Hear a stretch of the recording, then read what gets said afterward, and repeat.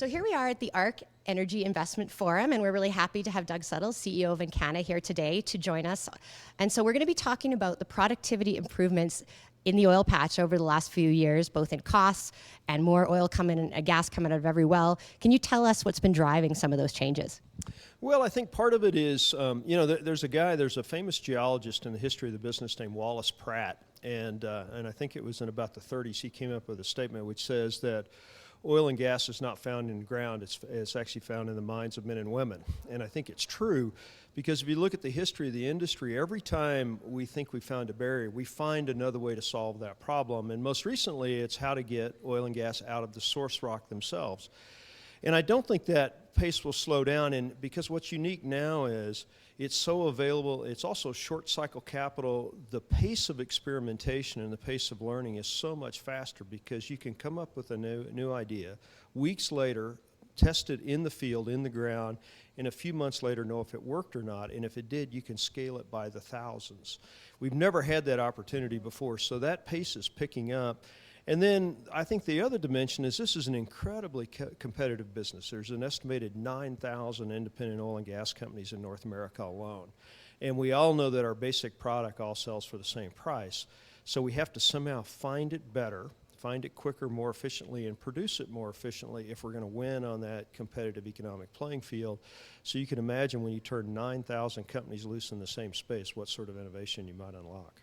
Right, and learning from each other and learning across these different plays has been part of it too, right? Well, it's fascinating because a lot of this happens in the public markets. So even though sometimes we want to hold some of these things secret, our investors want to know what we're up to. So we need to go talk to them about what we're doing and where it might take us and what value it might unlock. And I can promise you, we spend as much time looking at what our competitors say to the market as we do from talking to them out in the field. Right. And is there more room to innovate then? Do you think that we've just starting to see the beginning, or is it starting to plateau in terms of the improvements the industry's seeing? Well, if you look at it, if you particularly look here in North America, if you look at what's happened just in the last 2 years, the rate of improvement has not slowed down. And every time we find one limit, we find a way to get past it and get to the next one. And some of that is on cost efficiency, and a lot of it's also on just the productivity and the amount of oil we recover from these formations out of the ground. And even though the cost may start to slow, the pace of improvement slow down a little bit because we've made so much progress, the improvement in well performance hasn't slowed down at all. And part of it is the number of new ideas coming out of all of our teams isn't slowing down. And as I said earlier, it's really easy to test those quickly, efficiently, and know whether they work and scale them rapidly. Mm-hmm. And that's an important one. If the recovery factor can go up, that means there's more potential oil there as well. Well, it wasn't but a few years ago, we thought that we would only recover 10 to 15% of the oil or gas in these shales. Now we have some of the gas plays we think will get close to 50% of what's originally in the ground, and in some of the oil plays, we're already approaching 20. And that trend over the history of the industry has done nothing but go up, and I wouldn't expect it to stop. So in Canada, with the downturn, we've seen a slowdown in the investment in the oil sands. Is there an opportunity for this new technology in Canada?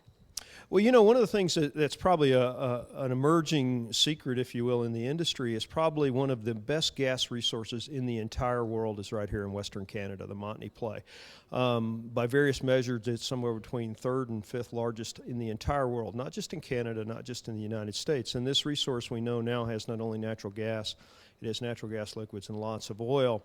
And what we've been doing is applying some of the latest thinking in the shale and unconventional technologies to the Montney, and we're now showing it may be about the best quality natural gas and condensate resource in North America. And one of the things we try to do in Encana is don't let the border get in the way of the ideas.